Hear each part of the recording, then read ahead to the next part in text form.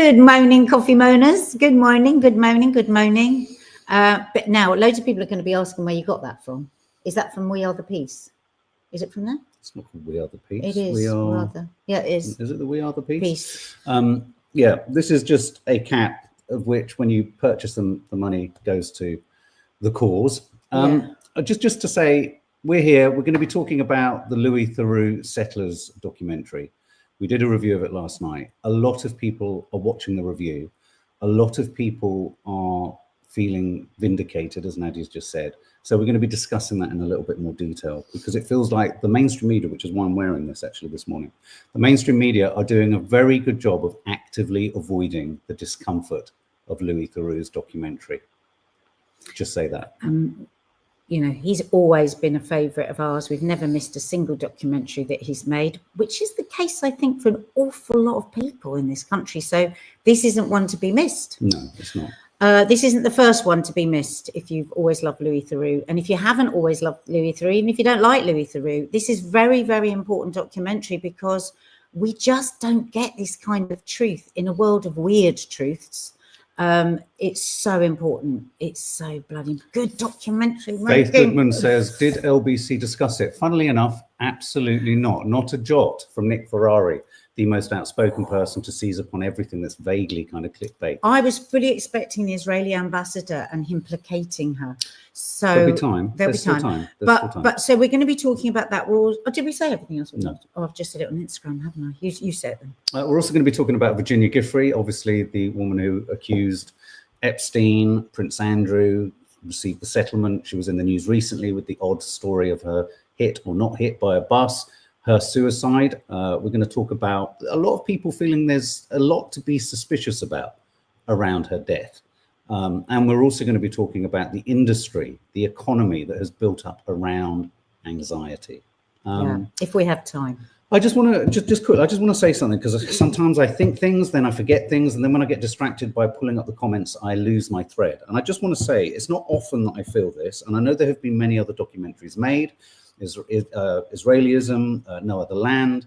And I know that it's a wrong thing for it to be the case. Your friends of yours have said this, that when a white middle-class man, who, not just a white middle-class man in the form of Louis Theroux, but someone who also accesses so many people's lives, so many people who normally watch Louis Theroux and go, oh, wow, that's a Louis Theroux documentary. Did you see the latest Louis Theroux?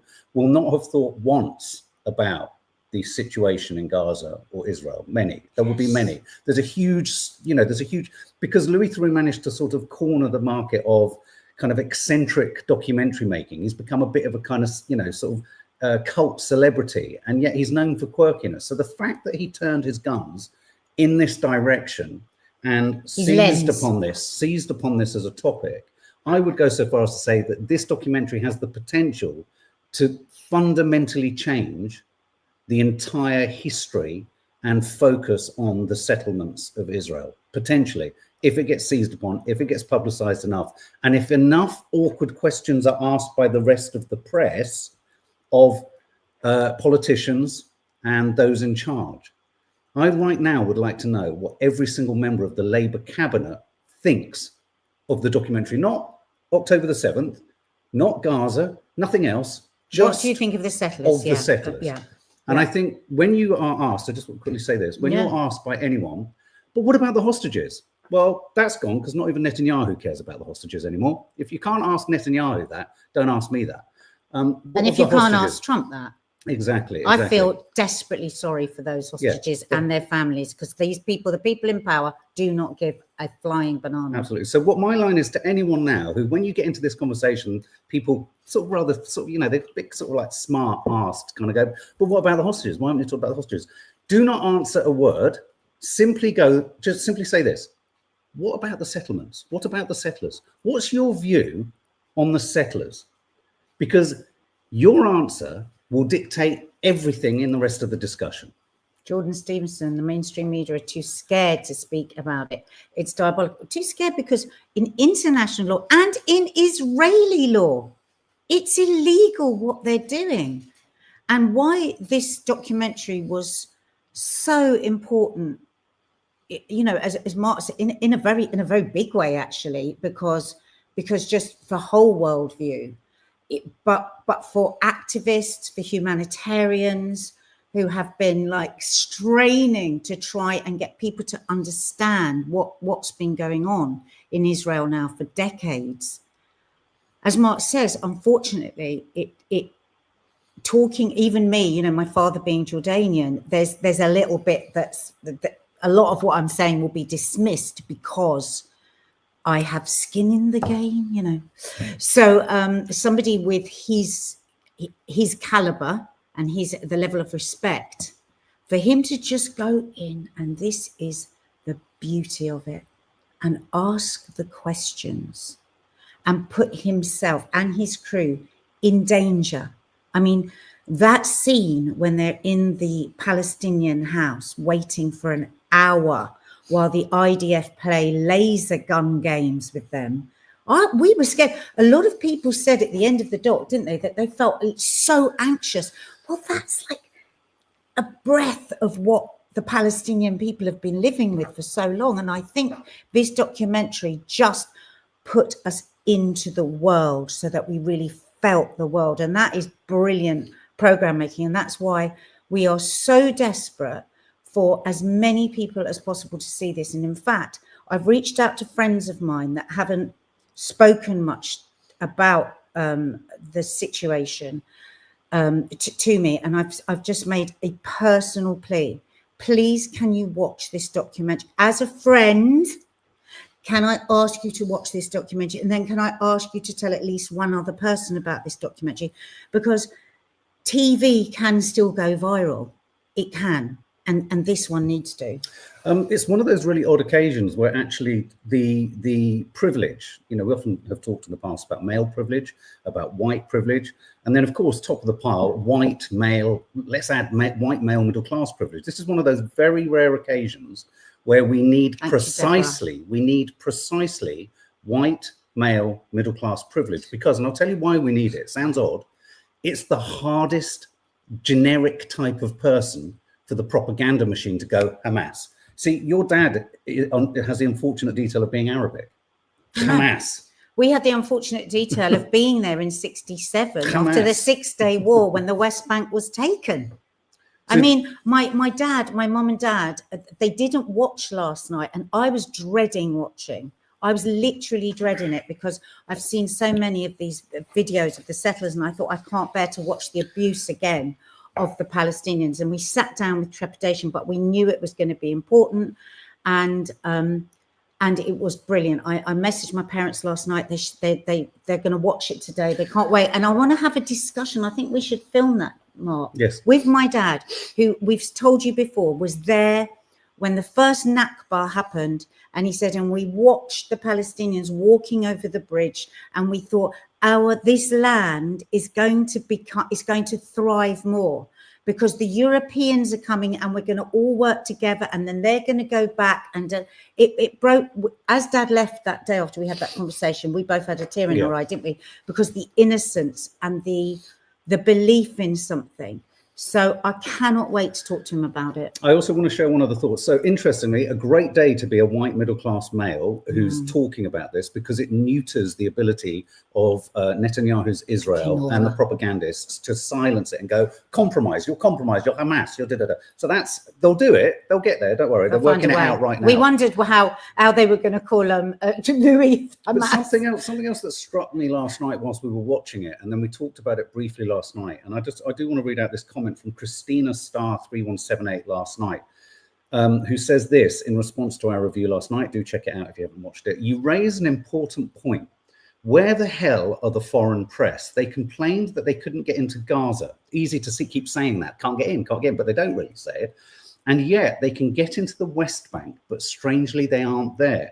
Even after No Other Land won Best Documentary Oscar. Shameful stuff, no excuse. Now, again, that's why I'm wearing this press hat. Nadia made a very valid point, and it is a valid point, that Louis Theroux was brave and is brave, and the crew were brave going in. Absolutely. Full credit to them.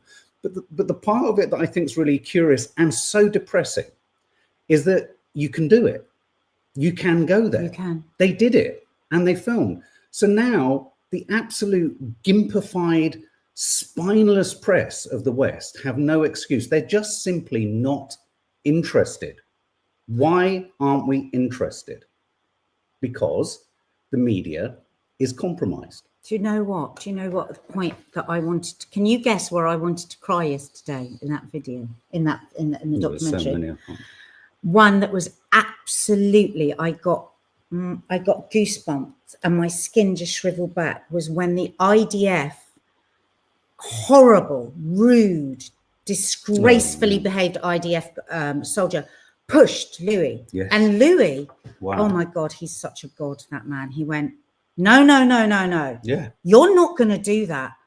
And I just wondered, how did the Palestinian man that was walking with him, his heart will have gone 19 to the dozen. I think, I can't remember, I think 40% or 60% of Palestinian men have been arrested. You know, you can't say anything. And when Louis, that brilliant moment when Louis said, why do you want my passport? I loved the way he kept asking, why do you want my passport? And the IDF guy said, see the police? I'm bigger than I'm above the police. And again, the brilliance of him, he simply asked the question and they showed us exactly who they are and exactly how that place is run and exactly what apartheid is. What really broke my heart was, yes, you know, seeing Louis Theroux say to the IDF soldier, who himself is masked up because he doesn't want to be identified, when he says to him, don't push me, within that sequence, I don't think it's exactly that point, but within that sequence, the contrast is that the Palestinian guy that they're walking around with has been asked to stand at the end of a road past a line, an arbitrary line that the IDF have said Palestinians aren't allowed to cross. Now, and he changed it that day. It wasn't that line yesterday. So whilst you're right, I'm sure that Palestinian guy would have been thinking how differently Louis Theroux could argue with the IDF. But at the same time, he was standing at a distance because he's been enforced. Now, the next question to ask when people say, what about the hostages? What about October the 7th? The next question you ask is, well, what about the illegal settlements? You then ask, what about the apartheid state? Because one of the most telling parts of the documentary, and I thought it was so important, these were shots. This is when documentary is a visual medium. You are hard pressed to describe the watchtowers and the wall segregating the Palestinians and the turnstiles. You're hard pressed not to draw, an equivalence with a prison, dare I say, a concentration camp of sorts, because this is control. This is apartheid. This is demonstrably an apartheid. It's been found to be that. I mean, it's been, we know that. And as we said last night, I think South Africa knows something of apartheid. Shall we show that little video now? This was something that popped up on my Instagram today. Just have a look at this. 4-year-old with me to Bethlehem, and we until we looked closer. Hang on, sorry, just StreamYard has a bit of a... I took my 4-year-old with me to Bethlehem, and we found a cafe with a beautiful view until we looked closer. This is the very definition of apartheid. A highway through the center of Palestinian land that is for Israeli settlers only, blocked on both sides by a high concrete wall. We sat there, eating our ice cream and watching apartheid in action. This is the face of the settler colonial state of Israel. He who says there's no apartheid here is a liar. It's pretty straightforward. I mean, what a job our government, the American government, the Western media have done of obscuring and trying to make this ambiguous. This is why what we all have to do, and this is what's so fundamentally clever about how Louis Theroux went back to the settlers, forever refocus everyone on the settlers. Because if you look to let's just look at this fundamental contradiction. So he kept asking every settler he met, you're tooled up, you're armed up, aren't you? You've got armory. What was the first question? Where are you from? Brooklyn. Russia. And that was the first question he asked everybody. Just a very simple question that showed us that then when they went on to talk about the right and the guns and how insane it just all looks in black and white when you hear it in black and white. No, but fundamentally, so the point about the guns, which is really, really crucially important, this is where so screwed up the psychology is of the settlements, the settlers and the Israelis who promote this, is that the reason they say they've got guns is to deal with the hostility of those living around them. what they don't seem to connect up is the reason the people around them are hostile is because they're there with guns. Exactly. And therein lies the problem, because if you can understand that and then understand why Palestinians in the West Bank are resistant to the idea of their livelihoods, their homes being cuckooed and taken over by Israeli settlers, you will begin to understand why such opposition to the Israeli occupation developed and grew in Gaza. That's where the two become connected, because they don't even have opposition. People who are opposing Louis Theroux's documentary don't even have the trump card of being able to go, it's Hamas, because Hamas doesn't run the West Bank. Yeah. Zoe, they were all so aggressive and Louis was so chilled. Well, that's his genius, isn't he? He does not get flummoxed, asking simple questions while they showed their true colours. And of course, there will be so much work that goes into those interviews. That is, you know, he makes it all look effortless.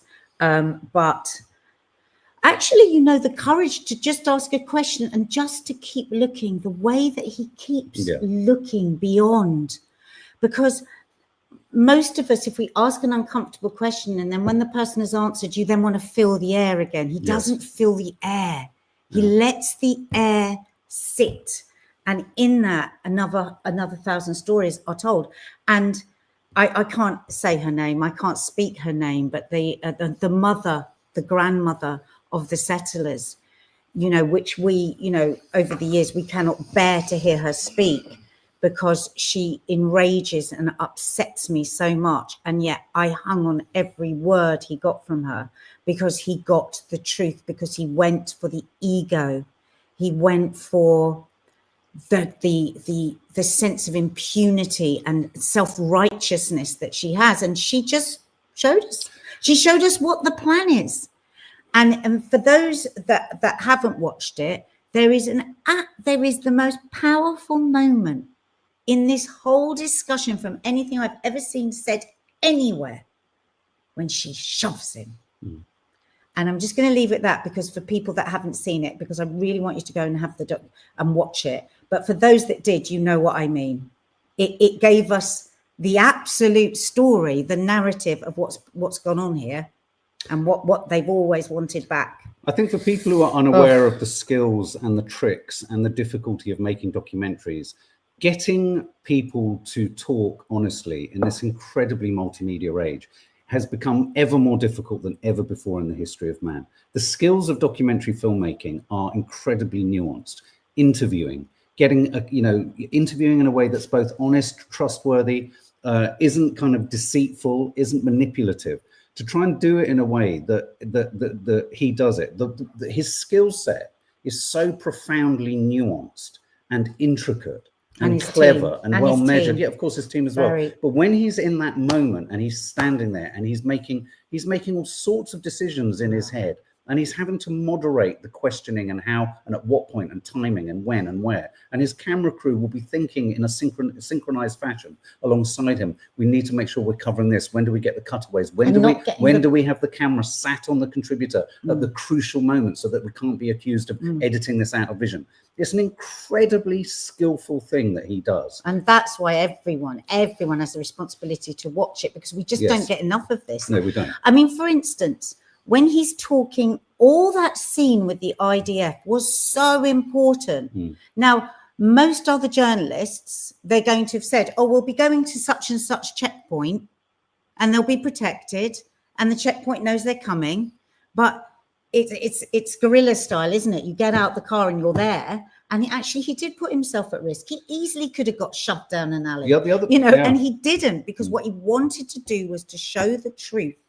And he allowed us to inhabit the lives, just a speck, don't forget, because it's a whole lot worse than that, of how Palestinians have to live their day by day. Yeah, I mean, I have to confess, one of the things I was left thinking about, I filmed in Russia years ago, and you have your tapes, you have your camera kit checked as it comes in, you have it checked as it comes out. Weirdly, we were profoundly checked when we were filming in Chile and South America once.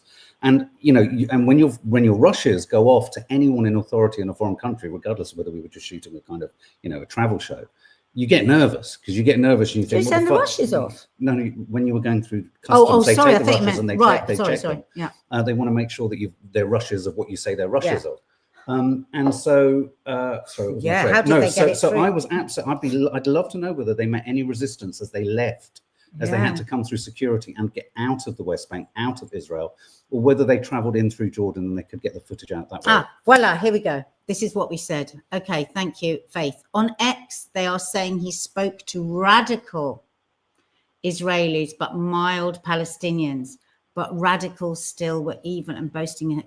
Right. So, okay, well, just on that, go. let me just read this other comment by someone who said underneath, if you want to believe that, what's her name? Daniela Weiss is radical, bear this in mind. Just a reminder that Israel proposed Daniela Weiss for the Nobel Peace Prize. She's not that radical.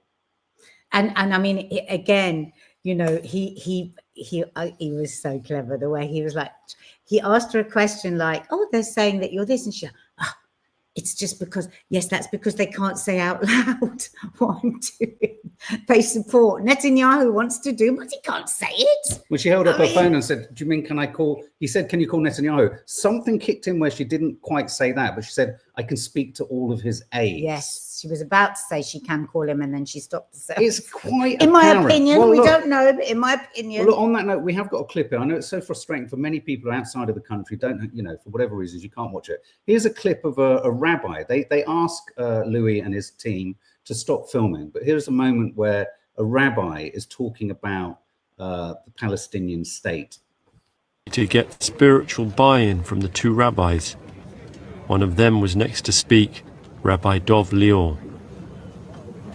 תראו רבותיי, לפי עניות דעתי, לפי מה שאני מבין במקורות שלנו, עם הפראים האלה לא היה שלום, אין שלום ולא יהיה שלום. לא שאני לא רוצה שלום, גם אני רוצה שלום.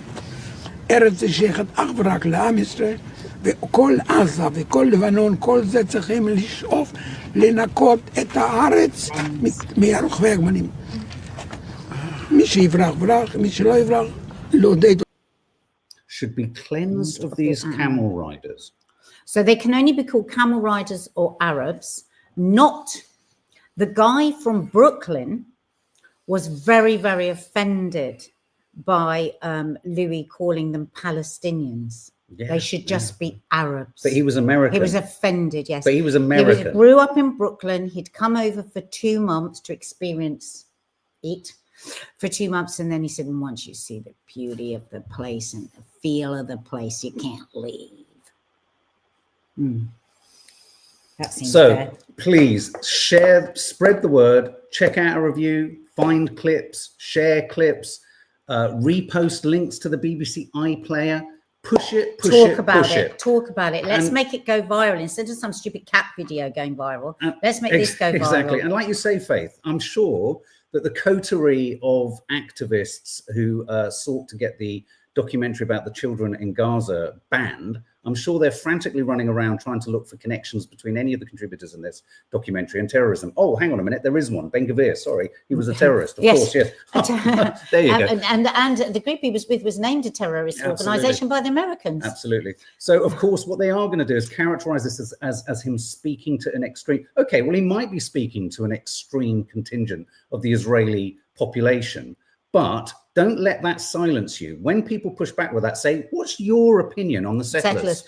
Because they're breaking the law, the Israeli law as well, and they're protected by the IDF. So think about that. Think about that. So whenever someone says, what about the hostages, say, what about the settlers? What's your view on the settlers? Yeah, just don't say anything else. Because let us just remind ourselves, the hostages are in a horrific situation. They are in the identical situation as the Palestinians because they're being bombed relentlessly by the Israeli government. They are being starved of food and water and medical attention. And yet the Israeli government has nothing to say about them. So now we have to say, could you refer to the Israeli government and to Trump, who's sending the bombs? But meanwhile, can we have your opinion on the settlers, please? Yeah, Reese, good point. The climate we're in, a lot of outspoken activists, when preparing to travel now, are having to make pre-organized videos to send to families and friends in the event they're detained. When did this happen? When did this happen? How did this happen? Why do we whisper? Yeah. What is wrong with the world? Let's leap off this and step towards Virginia Giuffre. I just want to ask a simple question. We're not one for trotting out conspiracy theories, but I just want to ask a little question. Who here thinks there Just could one be... second. It's being repeated on BBC Two on Wednesday, 11:30. Spread the word. Spread the word. So anyone that hasn't got iPlayer, thank you so much for that. Who was that? I think you can even sign up to the. I think you can sign up to the TV license for a month now, can't you? I think it's a bit like an opt-in, opt-out. Just sign up for the month so you can watch it. Stephanie, would you love to interview Louis Theroux? Well, love to. He's been on Loose Women a couple of times, and I'm never bloody there. But actually, it's quite a good thing, because I'd be so starstruck I wouldn't be able to speak. Okay. The same with Joshua Baker, who's the director of this. Now, I've told you before about the Shamima Begum podcast. You have to listen to it, or the BBC made the actual documentary. Either of those, watch it. The story is incredible. It is incredible. It will make you think in a different way. That's what we like. So, sorry, the ICJ are beginning hearings now on humanitarian obligations. 5-day hearings have just started on Israel's humanitarian obligations to Palestinians amid warnings of famine in Gaza. And you know what? How long ago was it where they wanted to make food a human right? When was that? Last year? Yeah, I mean, So was it the UN? Sorry, I'm just reading this. Oh, sorry. Well, I can't remember what organisation it was. Wanted to make food a human right, and the only two countries that vetoed it were Israel and America. Food as a human right. How can food not be a human right?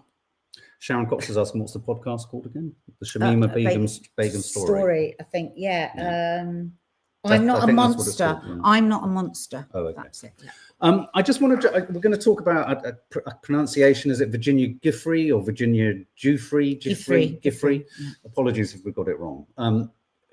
Who thinks, and I just want to throw this out there for a minute. So sad. Who thinks there could be some strange tangential connection between what's happened in her life and what's going on in Gaza, actually? I mean, there's a lot of speculation gaining a lot of sort of momentum from former CIA operatives, whistleblowers, etc., that there is a direct correlation and connection between Epstein and Mossad, a direct connection between the compromising of senior individuals in the West for the gain of Israel's intelligence services so that they have leverage. I think a simple parallel example is, do you remember there was that moment where there was a documentary every minute about the Scientology? And we all kind of understood how Scientologists and Scientology, the church, allegedly, would get sort of compromising information about you at the outset and then have that and hold on to that as leverage for when and if you ever want to kind of badmouth the church. I think something entirely equivalent could have happened here. Well, that's what's being suggested by... I just want to show this. This is the tweet that Virginia Giuffre posted, I think in 2019, 6 years ago, when the whole kind of controversy kicked off originally with Briere and Prince Andrew and Epstein. She posted this: I am making it publicly known that in no way, shape or form am I suicidal. I have made this known to my therapist and GP, and if something happens to me, in the sake of my family, do not let this go away and help me to protect them. Too many evil people want to see me quieted. Now, that's why one can't just say, oh, is this a conspiracy theory? I mean, it's like the woman herself. Now, of course, things could have changed. Things could have changed. And, she was obviously in an extremely bad place, because we covered it here, didn't we? When she had this, when she posted the tweet, do you remember saying that she had days to live? But what I find extraordinary is that people don't think, with what happened to her through her life, that her mental health may be erratic. I mean, she was sexually abused, I think at 14, by a family member and ran away from home. So that was the beginning. And then all of that. Can you imagine the torture, the mental torture, not only what she went through, but then everything subsequently, so there is going to be erratic mental health. it would be bizarre if there wasn't. And we are going to keep on hearing stories about this, aren't we? But this is a weird twist. So Trump's people are now saying this should be investigated. His son, oh God, that son of his, tweeted yesterday to his 15 million followers. Wow. Oh, was that it? Oh, it could be something in this. It's like, what? And then what's the awful woman? I can't remember her name. Marjorie something Taylor Greene saying, oh, this must be looked into. Look at and this. You just think, what? Sunny Day says, how do we know for certain Virginia actually posted that post regarding having a few days to live?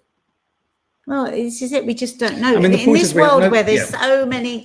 so many truths and untruths, you never know, do you? The one thing I would say, and I've said it many times before, is but bear this thought in mind. When, you know, people sort of rather kind of cocksuredly sort of go, oh, there's no evidence of a cover-up.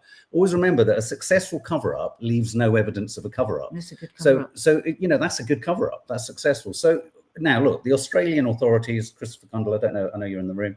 I don't know if you've heard differently in Australia. I'm sure we would have heard of it here if there was any alteration to the news. But they say there's no suspicious circumstances. But, you know, how many times do we hear that and have we heard that? It seems so strange. It does seem strange. And, of course, her mental health, she was in clearly a mental health hole. You know, she was going through all sorts of stresses. And but as you say, and how her do we know kids, she wasn't allowed to see her kids. Yeah. Well, the thing is, it's going to keep on being raked over, isn't it? And just a line again about this, I cannot bear to hear one more time from anybody saying, well, why did they wait so long to say anything? That is the nature of it. The amount of shame and guilt that victims carry of sexual abuse is unimaginable. And it takes as long as it takes, you know. Yeah. Shall we save anxiety for tomorrow? Should we save anxiety for tomorrow? How long? What's the time? We're at 31 minutes in. No, let's do it Shall because we? I think quite a few people will have come from. Okay, so Instagram this for it. is a piece in the Stylist magazine about the anxiety economy. The headline runs as follows: weighted blankets, I find them so stressful, calming teas, I find them so irritating, and soothing supplements, so expensive. Is the anxiety economy making us more anxious? And it's a very long article looking at the ways in which there is a huge industry around trying to sort one's anxiety out. And I think it makes kind of quite an interesting claim that perhaps this is causing anxiety. It does look into things like weighted blankets, which have been shown to reduce anxiety, potentially help with insomnia. Perhaps share with us any bits of kit or supplements or anything that you do or use or indulge in to help with your own anxiety. I bought Magnesium one of our girls. is often just talked about. I bought one of our girls who was really suffering of anxiety years ago. One of those waiting. She nearly left home. Oh my God. She was panic stricken. I went underneath it and got claustrophobic. I have tried to give that weighted blanket away so many times, but there are some people that it helps. And I was thinking about it. I was thinking, you know, of all the things that we just used to do, like you didn't used to have your central heating on, did you? No. Like in the 70s and 80s. Oh no, just put an extra jumper on. And we all love that feeling of that extra blanket on top of a blanket, and you'd get under and you'd feel all safe. Is that what a weighted blanket is? But it's gone over the top because it's got this actual weight in it. Absolutely. Vitamin D that we all need to take now. We used to all play out non-stop, like out in the street, out in the garden, getting your vitamin D. It's, you know, we weren't slathered, you know, right from bloody February in sun cream, you know, so we weren't getting the vitamin. I mean, have we just gone full circle? We used to eat far better so that our gut was healthier, so we weren't as anxious. You know, I can't help but feel everything feels about like the modern industry life was made. Yeah, I can't help but feel everything in modern life is about selling us something else. So let's stress you out in order to sell stress relief. I like this paragraph in the article. Studies have shown that people with anxiety and depression are more likely to engage in impulse buying. And we know that anxiety can cause executive function, high-level thinking and decision-making to weaken or shut down, i.e. if you get pumped, as we all are constantly, emails, because if you have a thought, somehow your phone knows that you're interested in an electrolyte, you'll get sent a thing and you'll think, oh, maybe I'll try that. And I think it's the try that. I think mushroom gummies is the latest, isn't it? Let's try that. Now, that's not to say there isn't some science necessarily behind all these things, but it's really hard to be able to kind of navigate what companies are just taking you for a ride, and which companies are actually genuinely giving you something sustainable. And then what happens is, once you get into those categories, it's a bit like the organic, non-organic argument. Then you've got companies that say, well, we do this really seriously, and for the privilege, they charge even more. I think the thing is, I am absolutely a victim of this as well. We all want to know that there's a quick fix, right? But actually, if you go back to the absolute basics, that is what will help. What? Yes. No, as you said, that quick fix, this paragraph, the key is to focus on sustainable strategies. Yeah. So how good is your nutrition so that your vitamin, you're really good on this. It really, really does make a difference. How much exercise do you get? How often do you go out into nature? It's a beautiful week in weather this week. Get out into nature. How often do we, all of this, we make the mistake, I'm saying, go to bed at 1 o'clock. Instead of midnight. We did that again last night, didn't we? You know, so if you are tired, you are anxious. It's as simple as that. Everything in life is so much more difficult. But what you need for all these things is consistency. You know, you consistently go out in nature, go for a walk, eat well. We don't want that. We want to be able to go, oh, the answer's going to be in the weighted blanket. But also, I have to say, some people, it works for the weighted blanket. I also have to say the press are also really responsible for this. If you go on to any of the, obviously we subscribe to all the news outlets on all the apps. I don't know if you've noticed this, but certainly with the tabloids, they have so many health stories. You think they're health stories, and then you click on them, and they are a health story that's been sponsored by a health brand. Yeah. And so they're advertorials. They're actually, they're not editorials, but they're kind of adverts baked in. And what I've noticed Tell us what you use, Kimberly. What I've noticed is that, for example, going outside with no shoes on and standing in wet grass, because they can't sell that to you, won't be talked about as a way to kind of just take yourself away from your head or something equivalent to that. Everything needs to be sold to you. And in fact, most of the research, many of the stories, probably even this article in The Stylist, the byproduct of these articles is it generates more traffic so that your algorithm sends you more stuff. The fact that we've clicked on this story today means that we will probably be sent loads of anti-anxiety fucking. And you know what breaks my heart? You've seen me with our girls when I help them with their anxiety with homeopathy. It's like it is totally incredible, but homeopathy is very cheap. So there ain't anybody, and it can't be copyrighted, not copyrighted. What is it when it's patented? Yeah. Patented. Yeah. Can't be patented. So yeah, holistic health is the best health. Alcohol gives you anxiety. Vaping gives you anxiety. Smoking gives you anxiety. Living in this country gives you anxiety. Doom scrolling gives you anxiety. Yeah, I mean, crikey. So make sure you buy some more electrolytes. Okay, guys. Well, that was. I'm going to show you a funny clip. You didn't send your other ones this morning, but this young boy. I just want to. Monetized anxiety. Oh, I wanted to hear from. Oh, who was it there that was saying the things that she uses really helps her? Is it Kimberly? Nadia, weighted blanket. Adaptogens. Oh, I don't know what that is. Lavender oil. Listen to yoga nidra meditate. Yeah, but I mean that is holistic. That is holistic, isn't it? I mean, so. Nora Dawes says farting gives her anxiety. Certainly gives me anxiety. Right, let's go. Okay, just quickly. This is a young boy who won. 10-year-old Cooper Wallace retained his title of winning the gull screeching contest. Check this out. This is a young boy who won. Gulls are amazing birds, but they need our help. They are in decline, so we must learn how to live alongside them. Oh, God bless you. Oh. He's good, isn't he? So I think we have to have your impersonations now. Right. Do you want to do the cow first? Just normal cow and then a birthing cow. 1, 2, 3. Here we go, guys. So good. Right, now a birthing cow. Now a cow stuck on a fence. Not as good as it normally is. That last one. But I think you've got. It's very good, isn't it? He's very, very good.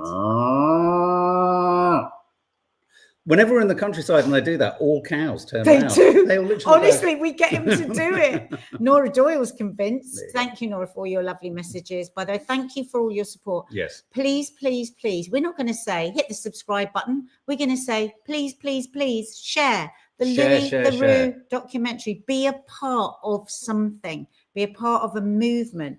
But solidarity is a beautiful thing, and you can begin it at any point in your life, right here, right now, maybe. Yeah. Okay, guys. Thanks for all your messages, and something will be landing on the channel later today. Bye.